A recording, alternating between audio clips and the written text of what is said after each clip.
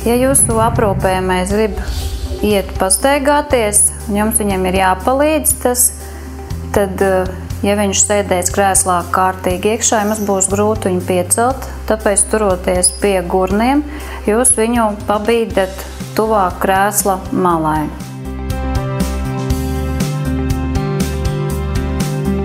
Tad jūs nostājaties viņam priekšā un ar abām savām kājām apņemat aprūpējumā ceļus no abām pusēm.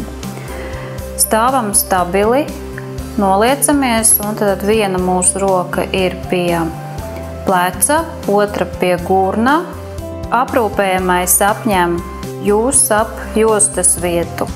Viņš var likt arī rokas jums ap kaklu, bet tas varētu jūs ar viņa smagumu vilkt uz leju, tāpēc jums būs grūtāk viņu piecelt stāvus. Tāpēc vieglāk būs, ja aprūpējamais turēsies jums ap jostas vietu. Un uz 3-4 sarunājam, ja šūpojamies, 3-4 šūpojoties, pieceļamies kājās. Uzreiz saņemam aprūpējumā roku, un viņš apņem jūsu roku, atbalstoties uz apakšdāmu, otru roku apņem viņa vidukli, un arī uz konkrētiem vārdiem sarunājot, ar kuru kāju iesākam iet uz priekšu.